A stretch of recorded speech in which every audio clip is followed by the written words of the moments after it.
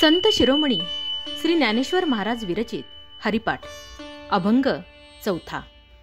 हरिजपानेच संसार निवृत्ती। भावे वीण भक्ती, भक्ती वीणे मुक्ती, बळे वीण शक्ती बोलू नये, बळे वीण शक्ती बोलू नये।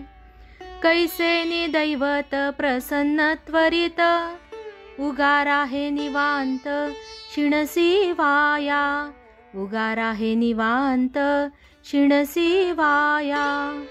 सायास करिसी प्रपंच दिननिशी, हरिसी न भजसी कवण्या गुणे, हरिसी न भजसी कवण्या गुणे।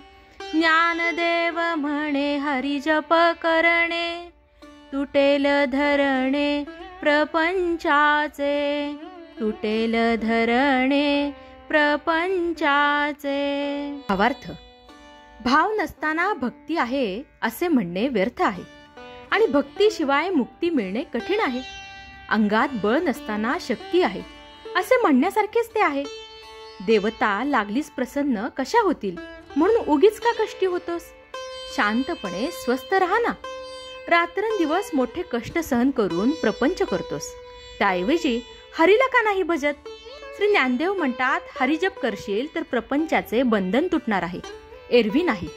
संसार सत्य आहे असे समजणे हेच संसाराचे धरणे होय। हे संसाराचे धरणे कोणत्याही साधनाने तुटत नाही, उलट इतर साधनाने त्या धरण्याला सहाय्यक होतात। ज्ञानाने हे धरणे खोटे आहे हे समजले तरी ते निश्चेष सुटत नाही। त्याला उपाय म्हणजे अखंड नामस्मरण करणे हाच। जीवाला स्वसामर्थ्याने तोडण्याला अशक्य असे संसार बंधन, संसारातल्यासारखे कष्ट न करता केवळ वाचेने उच्चारण्याला सुलभ अशा नामस्मरणाने निश्चेष तुटते। नृसिंह पुराणातही म्हटले आहे की सर्व दुःखम निवारणम, समस्त पुण्य फलदम, कलो विष्णू प्रकीर्तनम।